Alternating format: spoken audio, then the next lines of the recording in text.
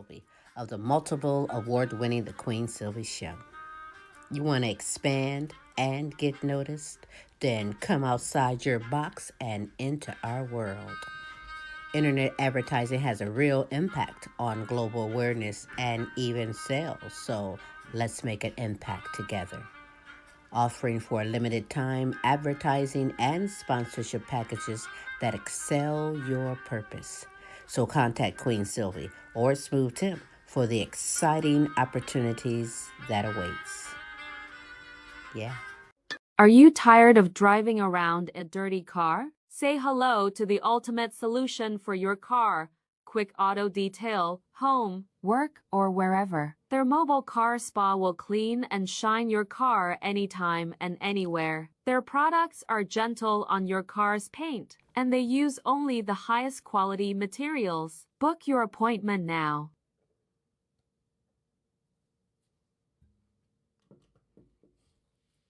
Hey kids, how would you like to hear this on the screen instead of the great show you came to see? That's what you sound like. Honest. Please cooperate and do your part in keeping this theater quiet so everyone, including you, can enjoy it. Now remember, lots of adults and kids, too, paid admission to enjoy the show. We must insist on absolute quiet. Oh, good madness!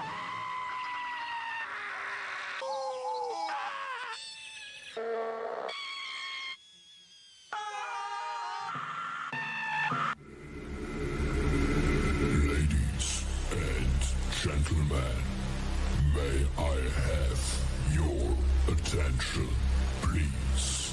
It's time for the final countdown. The show starts in 10, 9, 8, 7, 6, 5, 4, 3, let's rock. Hey, it is Smooth Tim, and thank you so very, very, very much for dropping by and spending another hump day with me on Tim's Tidbits. It is certainly appreciated. I hope so far your week has been great. It's been a very, very interesting week. In fact, Monday night, the team up in Ohio, we captured the NCAA football national championship. Congratulations, Buckeyes. And anyhow, elsewhere around the world, there's still all kinds of happenings, and, from coast to coast, sea to sea, thinking about you. You are in hearts and prayers. Let's dive into tonight's show, and as we know that on Monday, Martin Luther King Day, President Trump swore in again to the oath of office of president, and he made all kinds of things happen on his first day. In fact, I think he signed this over 200 different executive orders pertaining to just about everything. And in fact, I'll tell you what, let's dive into it real quick, and then let's jump back and discuss some of the things that the president decided to knock off the board, so to speak.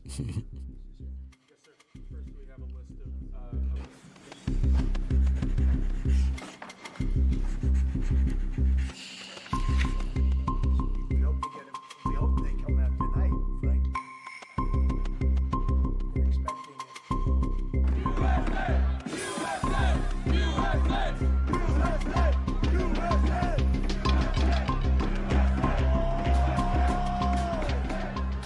So this is January 6th.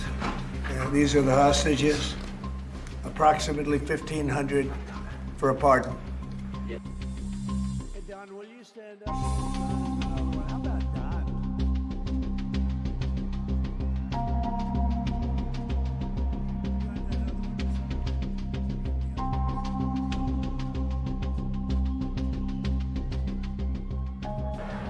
But I'm immediately withdrawing from the unfair, one-sided Paris Climate Accord ripoff. The United States will not sabotage our own industries while China pollutes with impunity. You know, China.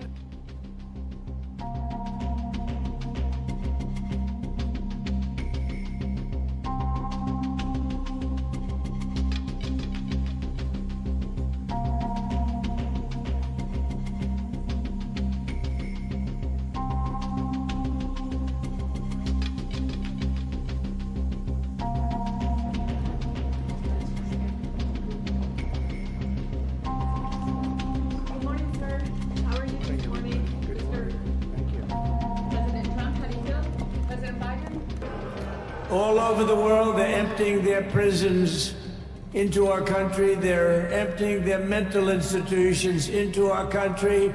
It stops as of 1 o'clock this afternoon, okay? It stops.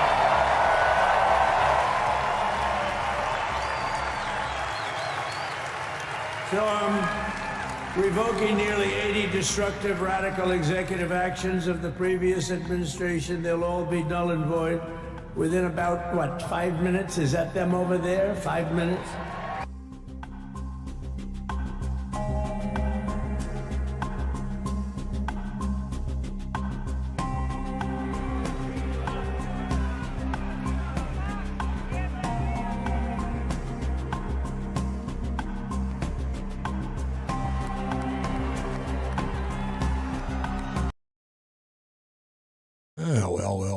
Well, there's all kinds of interesting things happening, folks. You know, we have 1,500 pardons for the January 6th hostages, according to Don. Some of them may have not, been in the perpetuated a violent offense against individuals. Some of these people, I mean, we've seen it on TV where they were smashing that law enforcement officer and he died a few days later. So I guess if you want to pardon people who have killed U.S. government workers, okie dokie. You know, he's talking about, let's see what, dropping out of the Paris Climate Treaty, you know, where everybody's trying to watch their emissions so that we can get some control over the destruction of our ozone layer. Apparently that doesn't matter anymore. Speaking of getting taking care of our health and our climate, World Health Organization, he wants to drop out of that. Apparently, we're contributing too much to the health of the world. Okie dokie. Gender identity. That's going to be real interesting. So anybody that may be transitioning, if that's what they want to do, I think that's really freedom of choice. That's gone. You're going to be identified as the gender in which you were born. And birthright citizenship's about to go away too. Birthright citizenship, if your parents were immigrants into the country and you were born here, even according to the Constitution, you should be a U.S. citizen. But according to the president, that ain't going to happen anymore either. And there was all kinds of interesting things going on. He made all kinds of speeches, I think. In fact, my God, he was on from like 8 in the morning till like 11 o'clock at night. It was just unbelievable coverage of this whole situation. But a lot of stuff that he got up there in, his rhetoric in front of people is obviously the same old lies that he always tells. And not that I'm calling our president a liar, but he sometimes embellishes the facts beyond reasonable acceptance, let's say. And let's check out a couple of these things that, let's fact check from his first 24 hours in office. I know there's a lot of familiar lies that were just told, but bring us up to speed on what you think the biggest ones were. There were a bunch, Jake. I thought it was interesting that the president gave a scripted inaugural address in which, honestly, there was not a ton to fact check. I'd say a smattering of falsehoods. And then immediately after, in this unscripted speech, he returned to his familiar lie-a-minute style. So he said the 2020 election was totally rigged. We know that's a lie. He said his opponents tried to rig it this time. That's more nonsense. He said California Democrats tried to cheat and that he thinks he would have won the state this time if it were not rigged. Well, it was a free and fair election in that state as well. He lost by more than 3 million votes. He claimed he won Alabama this time by 48 points, more like between 30 and 31. And then on immigration, he spoke of the jails of every country in the world being emptied into this country. He has never provided any evidence for his familiar claim that foreign countries are deliberately emptying prisons to send people here as migrants. He boasted of building 571 miles of border wall. Official statistics show it was actually 458 miles. And then he turned to January 6th. He spoke at length about, he said the committee deleted all evidence, almost everything. It simply did not. That did not happen, although there is a dispute about the preservation of some data and some video interviews that the committee conducted. And he repeated this claim that former House Speaker Nancy Pelosi has admitted that she rejected a Trump offer of 10,000 National Guard troops on January 6, 2021. First of all, there is no basis for the claim Trump even made her such an offer. It wouldn't even have made sense given that he, the president, is the commander of the D.C. National Guard. The Speaker of the House has no authority to deploy them or thwart a deployment. And second of all, she never admitted that such an offer was made. She has steadfastly rejected that. She is on tape on January 6th expressing frustration with the security failure that day and saying that I take responsibility for not having them better prepared. But that kind of vague assertion that I could have done more here is not an admission that she turned down any specific security offer. She has never made such an admission whatsoever, Jake. Okie dokie. So he is embellishing a couple of things, and, we may call them lies, we may call them untruths, we may call them whatever. I call them just every time. You know how to tell when Don's lying? His lips are moving. Anyhow, hey, there's all kinds of things that he signed, as it said there, well over 100 executive orders. But aren't you kind of curious on why it seems to be the executive orders hurt us, the lower income people within the United States? Some of the services that he's going to cut. Take a look at some of this stuff. 34 things for working people that Republicans are now going to saying that they want to cut. Again, we don't have anything formal yet. But what happened was the Jody Arrington, the Republican from Texas. Congressman Arrington, he's on the House Budget Committee. I believe he's its chair. I might be wrong. But apparently via him, Politico just got their hands on this document about what the House Budget Committee is planning on cutting. Where the cuts are going to happen. How are they going to pay for the tax breaks for Elon Musk and for Mark Zuckerberg and for Donald Trump and for, all the other billionaires. And here's the list. Number one, they want to repeal major Biden health rules. This is going to save $420 billion. They're going to do away with mandatory staff minimums in nursing homes. They're going to do away with prohibitions of discrimination in Affordable Care Act plans, telehealth, and AI. They're going to do away with increased protections for people with disabilities. And they're going to do away with new network requirements for psychological services. So that they think is going to save them $400 billion. They want to, quote, strengthen Medicare for seniors. That's going to save them almost $500 billion.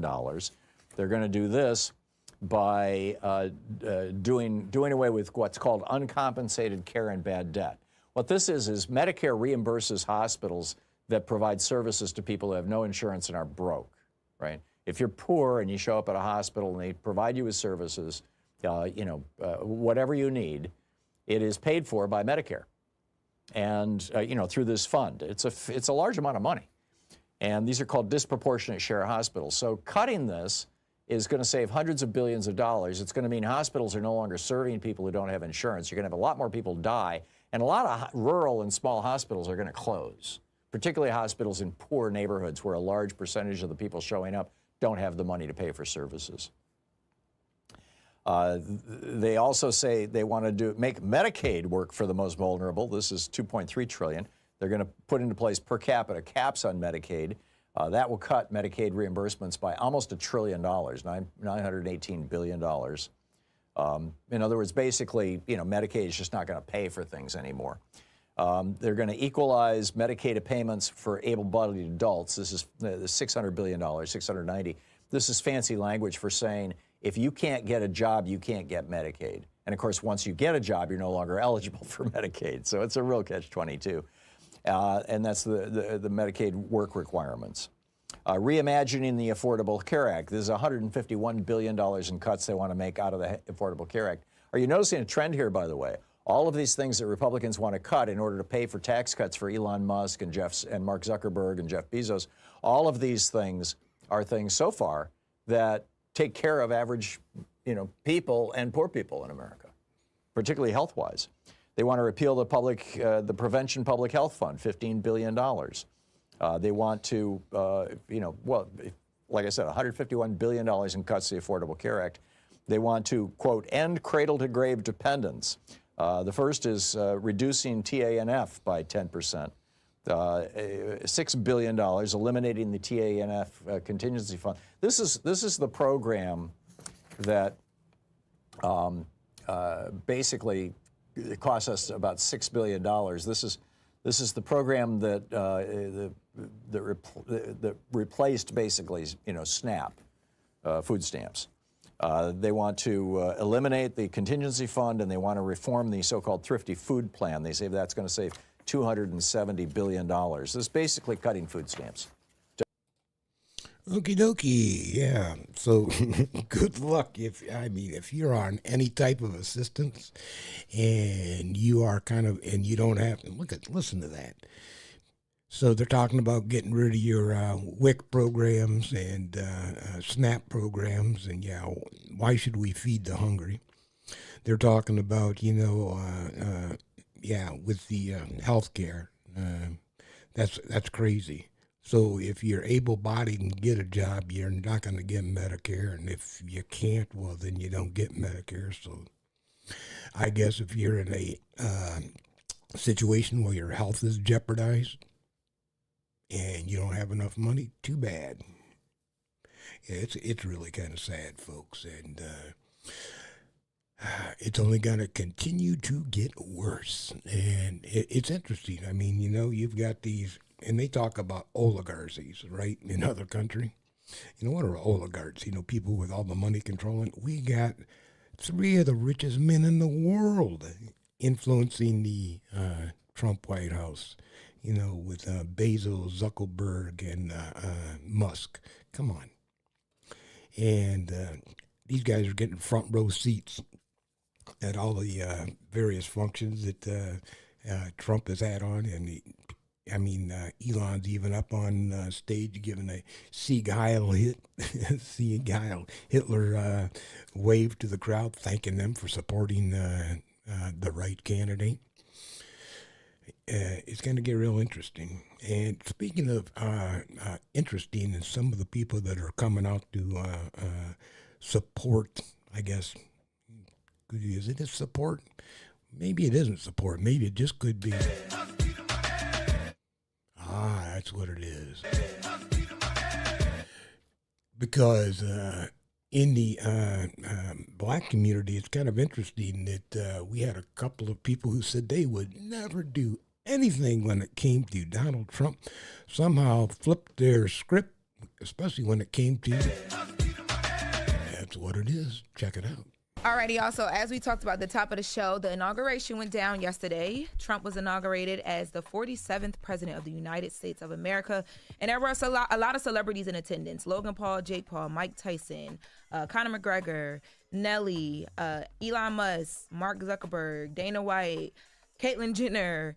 Now, there were a ton of celebrities there, but in particular, there were a few celebrities who got a lot of dragging for performing and being anywhere close to anything that had to do with President Trump. Snoop Dogg, Rick Ross, Soulja Boy, and Nelly. Now, more particular, in my opinion, Snoop Dogg and Nelly got it the worst. Snoop Dogg performed at it was like a pre-ball. It was the Crypto Ball. Yeah, the Crypto Ball event in D.C. That was over the weekend. I believe that was like Friday. Mm-hmm. And then Nelly performed on actual inauguration day at the Liberty Ball. Yesterday, yep. Yep. So now Snoop Dogg, he got the backlash because people are like, wait, this isn't the same Snoop from 2016 who had so much to say about the artist performing for Trump. Let's take a listen to that. So ain't nobody gonna perform for Donald Trump, huh? Which one of you jigaboo ass gonna be the first one to do it? I'm waiting. I'm gonna roast the out one of you Uncle Tom ass for doing it. Which one of you gonna do it first? Osby's the one that performs for himself. Now, people were also upset at Snoop because when he performed, instead of blocking out the N-word, he actually used the N-word. And, of course, the crowd was extremely mayonnaise. So let's take a listen to that performance.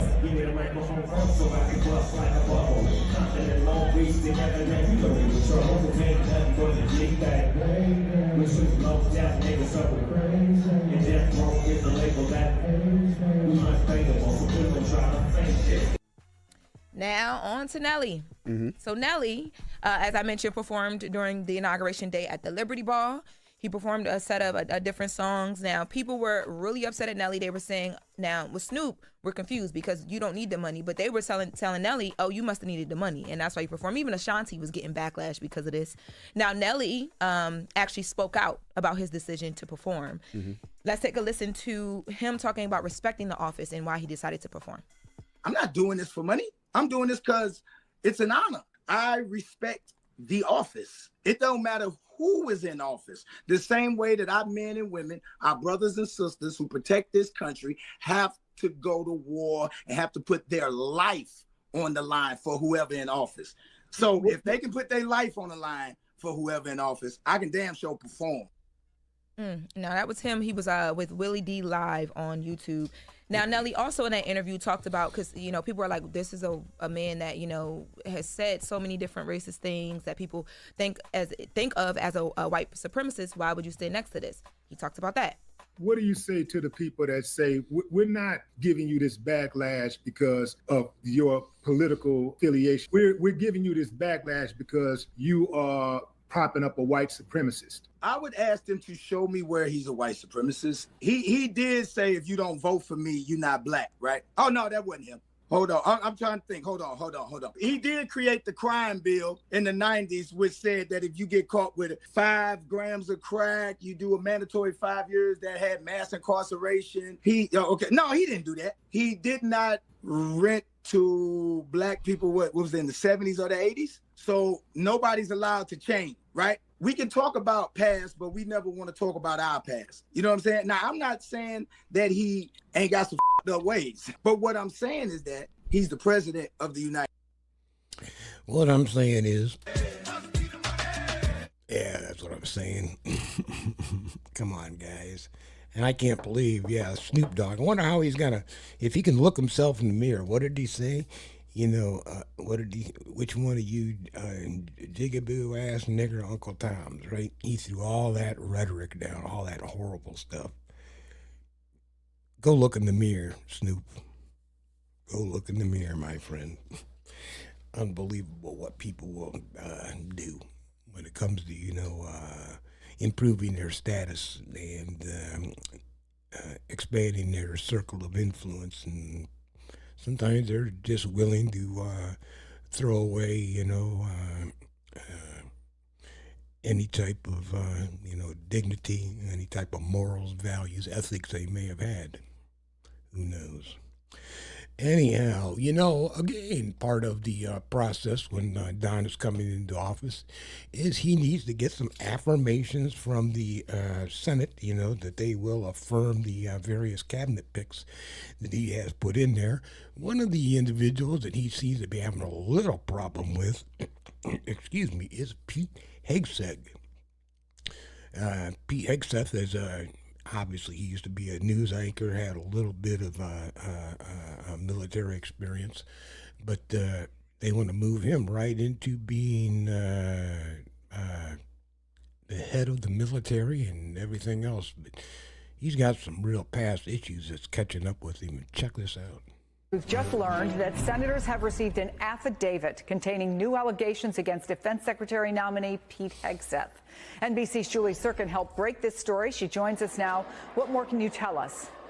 Well, Chris, this is significant because for the first time, we are hearing on the record of somebody who spoke directly with Samantha Hegseth during the time in which she was married to Pete Hegseth, who shared concerns fearing for her safety. I'm talking about Danielle Hegseth. She's the former sister-in-law to both Samantha and Pete Hegseth. She says in this copy of this affidavit, a redacted version, quote, "I have chosen to come forward publicly at significant personal sacrifice because I am deeply concerned by what Hegseth Hexeth's confirmation would mean for our military and our country. She adds that part of her reason, and this is so significant, Chris, for coming forward is because I have been assured that making this public statement will ensure that certain senators who are still on the fence will vote against Hexeth's confirmation.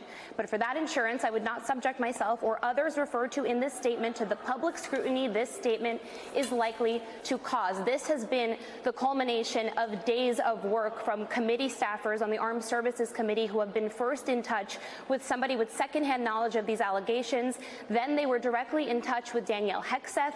This was a work in progress to get her to come forward. Reid, who is the top Democrat on the panel that was considering Hexeth's nomination, he actually sent Danielle Hexeth a letter over the weekend that we have obtained asking her to detail any examples of abuse or threatening conduct from Pete Hegseth toward any of his ex-wives, and now we have this result, which is this affidavit, which is currently being viewed by some senators. This has just started to happen after we've obtained a redacted version of this affidavit, and I'll tell you, Chris, that yesterday Hegseth was reported out of the committee on a party line vote. 14 to 13, that vote was swift. It sets up a full Senate vote potentially as early as Thursday. That is significant because once the full Senate votes and approves his nomination, he only needs a simple majority, which means 51 need to vote for him. And of course, there's a 53 threshold of Republicans in the Senate.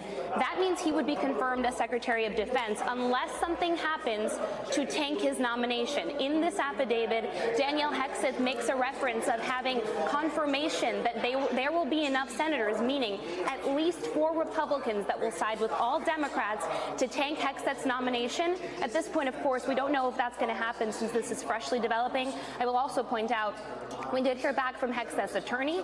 We heard back from his spokesperson as well, and they are denying any of these allegations and saying that Danielle Hexeth is somebody that has not gotten along with Pete Hegseth. So rapid fire developments here, but this is what we...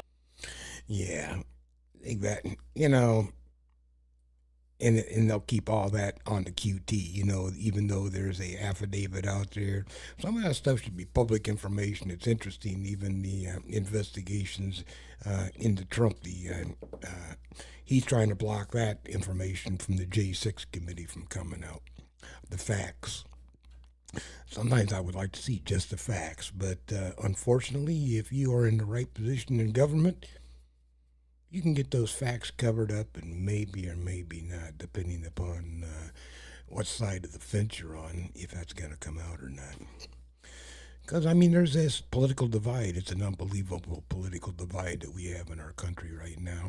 And you see that they were talking that with the presidency being a Republican, and there is a majority in the House and in the Senate, that they should be able to get some stuff done. Some of the stuff we may or may not like, but they really should have absolutely zero excuse for not being able to accomplish a few things for the good of the country, not necessarily getting rid of our health care, getting rid of our SNAP benefits, all these other kicking the asses to the low-income individuals. Maybe we could think about not giving the tax breaks to the billionaires. But when you got Musk, Bezos, and Zuckerberg in your ear, yeah, it's got to be kind of hard to sit there and tell them, I think you need to pay more taxes. And speaking of divide, we even have states that are divided. And by that, you know, even here where I live in Ohio, you get to the northern part of Ohio, the bigger cities, you know, Toledo, Cleveland, Chicago, Columbus, even Cincinnati, Dayton. You get some, that is pretty much a Democratic city.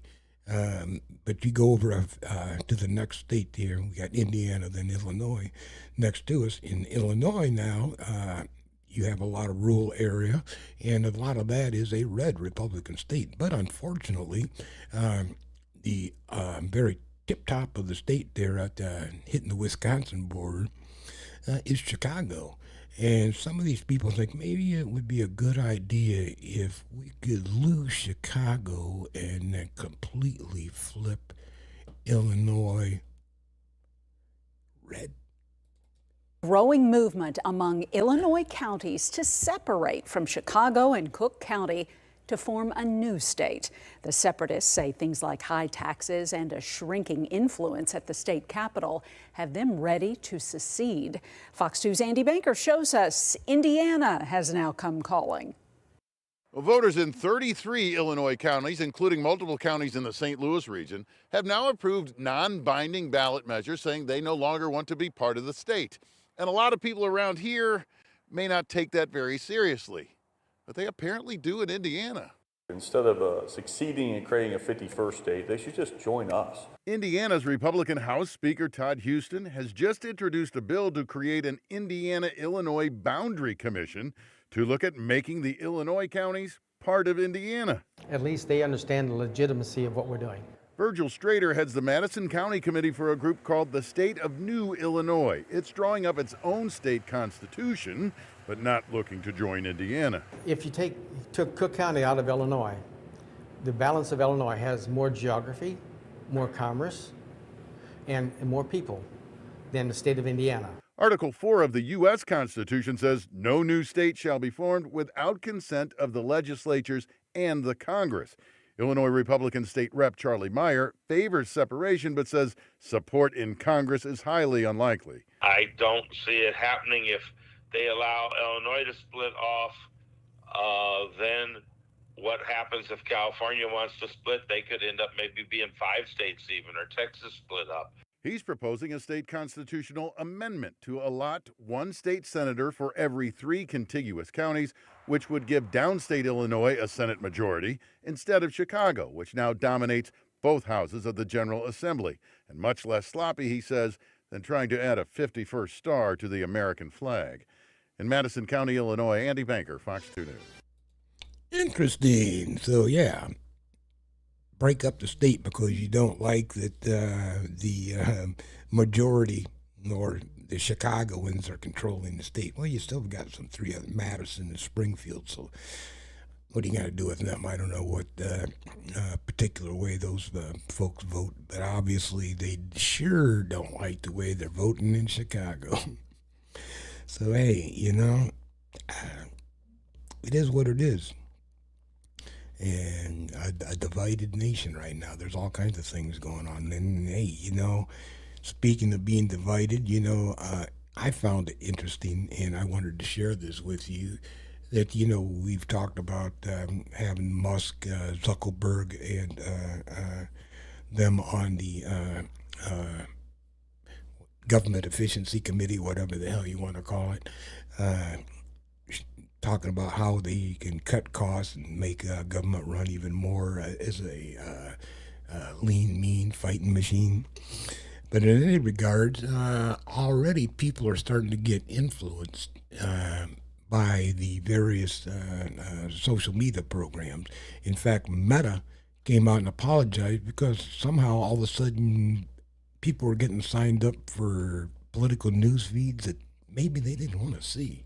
Did you notice anything unusual about your Facebook or Instagram account today? Some users say they were surprised to find they were suddenly following the official accounts for President Donald Trump and the White House. Some also allegedly saying at some point they were unable to search for political terms, including hashtag Democrat. NBC News business and data correspondent Brian Chung joins us now. So, Brian, what exactly is going on here? First of all, and I imagine we've heard from Meta at this point. Yeah, and understandably, there's a lot of sensitivity because of what Hallie Jackson just outlined, which was seeing a lot of these tech CEOs at the inauguration yesterday, very close to Donald Trump. So a lot of people who may have opened their phones on X, for example, and noticing that they follow Donald Trump but didn't remember following Donald Trump, it's basically a procedure that has happened in previous administrations and previous inaugurations as well, where the handle of the President of the United States at POTUS, at POTUS, does get transferred to the next person. It's the same thing with the White House account. And Andy Stone, who is the communications director over at Meta, noting that those are the 2 accounts that are managed by the White House on the Facebook website as well, and they change when the occupant of the White House changes. So no collusion there. It's basically just you were following POTUS, not necessarily Joe Biden, and now it's turned over to Trump. Now, on the other point that you bring up about hashtag Democrats, some people reportedly for some period of time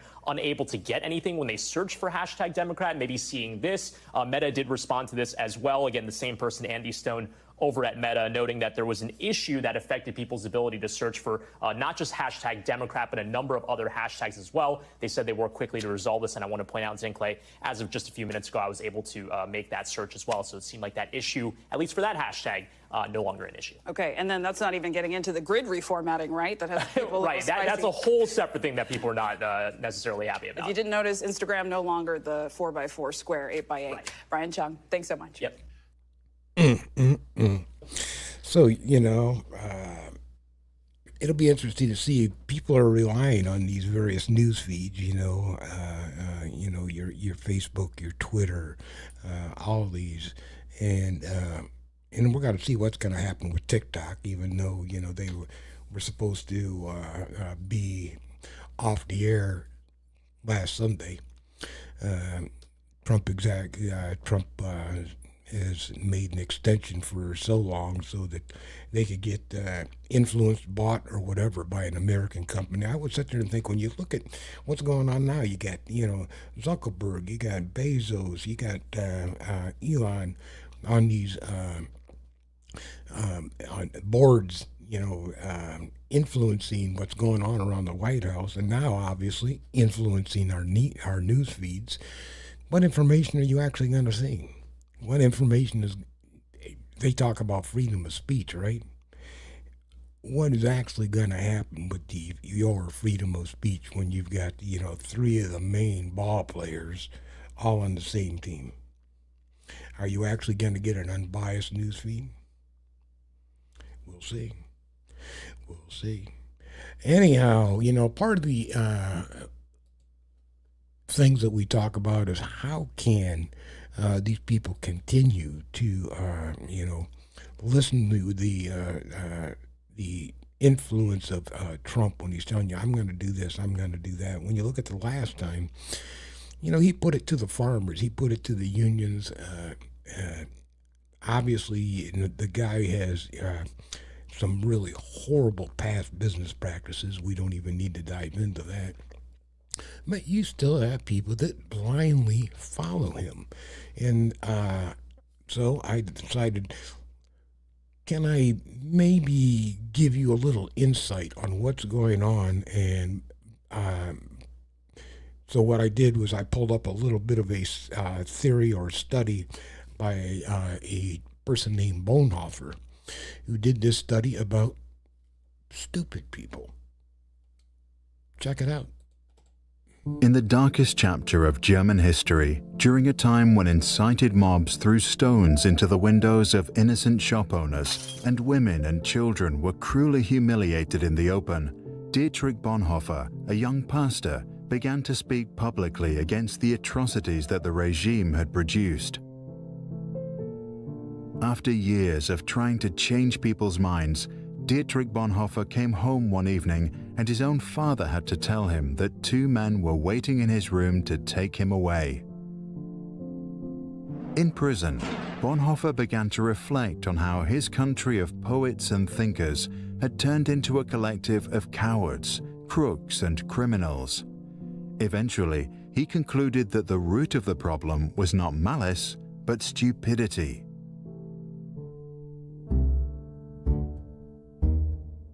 In his famous Letters from Prison, Bonhoeffer argued that stupidity is a more dangerous enemy of the good than malice, because while one may protest against evil, it can be exposed and prevented by the use of force. Against stupidity, we are defenseless. Neither protests nor the use of force accomplish anything here. Reasons fall on deaf ears. Facts that contradict a stupid person's prejudgment simply need not be believed, and when they are irrefutable, they are just pushed aside as inconsequential, as incidental. In all this, the stupid person is self-satisfied and, being easily irritated, becomes dangerous by going on the attack. For that reason, greater caution is called for when dealing with a stupid person than with a malicious one. If we want to know how to get the better of stupidity, we must seek to understand its nature. This much is certain. Stupidity is, in essence, not an intellectual defect, but a moral one. There are human beings who are remarkably agile intellectually, yet stupid, and others who are intellectually dull, yet anything but stupid. The impression one gains is not so much that stupidity is a congenital defect, but that under certain circumstances, people are made stupid, or rather, they allow this to happen to them. People who live in solitude manifest this defect less frequently than individuals in groups, and so it would seem that stupidity is perhaps less a psychological than a sociological problem. It becomes apparent that every strong upsurge of power, be it of a political or religious nature, infects a large part of humankind with stupidity, almost as if this is a sociological, psychological law, where the power of the one needs the stupidity of the other. The process at work here is not that particular human capacities, such as intellect, suddenly fail. Instead, it seems that under the overwhelming impact of rising power, humans are deprived of their inner independence and, more or less consciously, give up an autonomous position. The fact that the stupid person is often stubborn must not blind us from the fact that he is not independent. In conversation with him, one virtually feels that one is dealing not at all with him as a person, but with slogans, catchwords, and the like that have taken possession of him. He is under a spell, blinded, misused, and is abused in his very being. Having thus become a mindless tool, the stupid person will also be capable of any evil, incapable of seeing that it is evil. Only an act of liberation, not instruction, can overcome stupidity. Here, we must come to terms with the fact that in most cases, a genuine internal liberation becomes possible only when external liberation has preceded it. Until then, we must abandon all attempts to convince the stupid person. Bonhoeffer died due to his involvement in a plot against Adolf Hitler at dawn on the 9th of April 1945 at Flossenburg concentration camp, just 2 weeks before soldiers from the United States liberated the camp. Action springs not from thought, but from a readiness for responsibility. The ultimate test of a moral society is the kind of world that it leaves to its children, Bonhoeffer once said.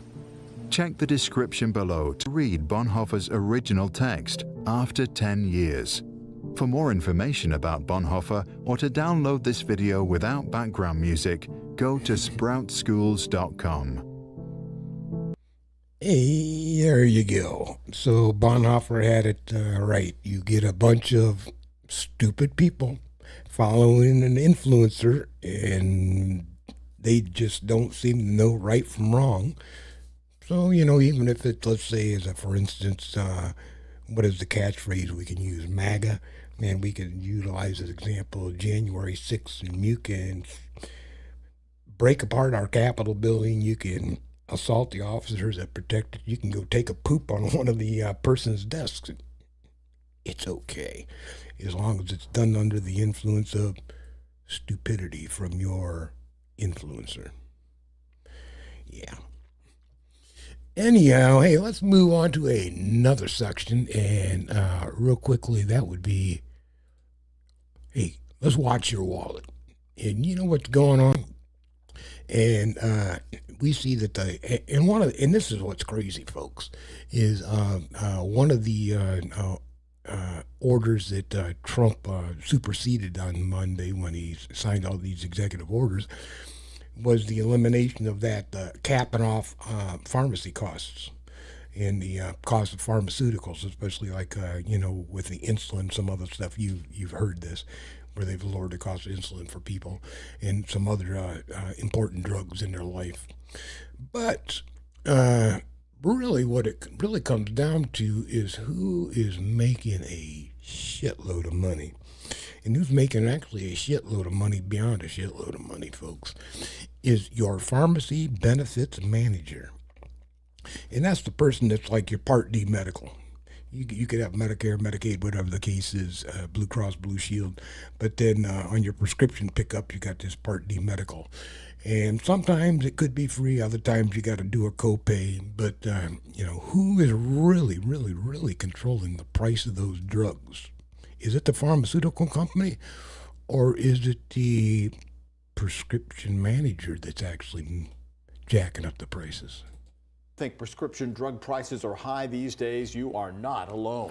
A new government report is pointing a finger at a group of people in the industry who are marking up prices, and they're responding. Here's ABC's Lionel Moyes. New accusations about what's driving up the cost of prescription drugs for more Americans. A new report from the Federal Trade Commission claims organizations known as pharmacy benefit managers, or PBMs, profited billions by raising prices of specialty drugs used to treat cancer, HIV, and other conditions. PBMs, the so-called middlemen in the pharmaceutical industry, only exist in the U.S., negotiating drug prices. They mainly work on behalf of insurers, so their direct clients are health insurance companies and plans. The report focused on the PBM's Caremark RX, owned by CVS Health, Express Scripts, owned by Cigna, and Optum RX, owned by United Healthcare. The FTC claims between 2017 and 2022, those companies generated $7.3 billion in revenue by marking up dozens of drugs, some marked up by more than 1,000%. Patient advocates say more transparency is needed, with insurers themselves often in the dark about how much the prices are marked up. What impact are you seeing this have on consumers? The individual patient does not directly benefit from those negotiations. And that's one of the reasons why drugs are often unaffordable, even for Americans who have full insurance. The Pharmaceutical Care Management Association, which represents PBMs, calls the FTC report baseless and without substantiating evidence. Looking to the future, critics question whether PBMs should be allowed to make a profit from their negotiations. A pharmacy benefit manager in the United States gets to get a higher revenue if they are negotiating and paying for a higher cost drug, and they get to make less money if the drugs that they're negotiating are cheaper. So that's a big problem because it indirectly incentivizes prices to remain as high as possible. Lionel? Yeah, everybody wants to make money, ripping it out of your wallet. Tell them enough is enough, folks. But yeah, excuse me, these prescription managers, they're working for the healthcare company that you're assigned to. So if you've got Sigma Healthcare, then you're getting a prescription benefits manager that's looking out for that company, wants to make them billions. They utilize the term billions of dollars. There's one way to save some money, Don, is get these benefit managers out of the way and let the pharmacies, order their stuff direct. Yeah, why do you need that? And deciding on what, I guess, each individual medical coverage that you're with, if they're going to allow that prescription to even be filled, and what's going to be your cost. It's insane. It is truly insane. There's something they definitely need to get a handle on, is the cost of prescriptions. Anyhow, speaking of some other unfair things, occasionally, and you'll see them around, is speed cameras and red light cameras. You'll see these around here and there, and one place is doing a little something about it. Besides, there are some states and cities that have made laws to entirely get rid of them. Some citizens have found some other creative ways to circumvent the speed camera. We've heard about drivers illegally getting creative to avoid speed or toll cameras, but this is a new one. Fake flowers blocking the lenses of several speed cameras across Staten Island. Christy Kalishian has more. It's not as much of a decoration as it is an obstruction. Bunches of fake flowers used to cover up speed cameras, letting cars speed along unticketed. Somebody's going around to all these speed cameras and putting flowers on them, bro. I'll buy you a beer. Videos and pictures of these blocking blossoms have gotten a lot of social media attention, with many praising the creative but illegal obstruction. Affixed with duct tape and zip ties, a note is also left at the bottom of these saying, "Brought to you by the Staten Island Beautification Squad." While I don't encourage it, I can totally understand their frustration. Staten Island Borough President Vito Fossella says these speed cameras were originally introduced to put around school zones, but adds that they've spread just about everywhere else and operate 24/7. At the core of it, it's not just about protecting kids around schools. It's morphed into something dramatically different, and people, I think, are just getting fed up with being told, hey, we got to do this and that to protect you, when in fact all it is about money. But the City Department of Transportation didn't exactly say it with flowers, bluntly writing in a statement, quote, "Speeding kills. Tampering with speed cameras is unacceptable and puts lives at risk. We are actively working with the NYPD, and the perpetrators will be held accountable for jeopardizing public safety." Yeah, it's dangerous. They shouldn't do it. Faith was one of many pedestrians on busy Richmond Road Friday crossing with kids, and finds that fining speedy drivers, thanks to these cameras, has been the best move to slow them down. Because especially on this block, there's a lot of car crashes and everything. So, yeah, I feel a little bit unsafe. The city DOT says it's taken down as many as 14 of these obstructions across the island. On Staten Island, Christy Kalishian, CBS News, New York. Yeah, you know, hey, that's crazy. All of a sudden, though, you get a ticket in the mail, and there's not even an avenue to dispute it. It's insane. But word to that other woman, and you're crossing in the middle of the street, jaywalking. Well, you might want to cross at a crosswalk, then you wouldn't have to worry about oncoming traffic possibly running into you and or your son. So you might want to practice a little bit of safety. Besides the fact that, no, I don't like those speed cameras either, and I understand why people are frustrated with them. Hey, anyhow, let's move on to another part of the show, and that is, dude, really? You got to be kidding me. What the fuck? And let me ask you, and at the top of the show, I told you, hey, Ohio State won the football championships, and after the game, I guess you would call it a courtesy cart, was brought up for Coach Day and a couple of the other Ohio State players. Unfortunately, this happened. Ryan J., you deserve it, brother. Thank you. Thank you. It's okay. It's okay.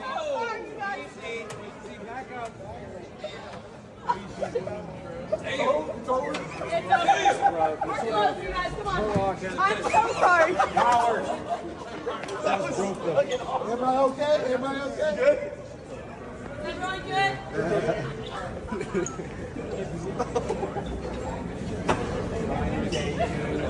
You deserve it, brother. You deserve it. Wow. Crashed the courtesy cart right into the wall.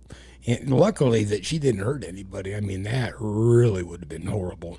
And I would imagine that young lady may be looking for a new job. And if you're any good at driving a courtesy cart, apparently they're looking for a new driver. Anyhow, hey, speaking of drivers, every once in a while, we have somebody that really super pisses us off on the road. And some of a person's reaction is, well, I'm going to catch up to that guy. I'm going to flip him off. I'm going to cut fun of him. I'm going to let him have a piece of my mind. Sometimes that might not be a great idea.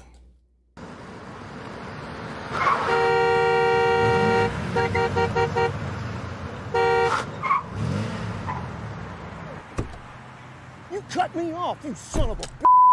Get the hell out that car. Get the hell out right now. I'm gonna tear you a new. Come on, get out. I'm gonna beat the. Hey, I didn't know it was you.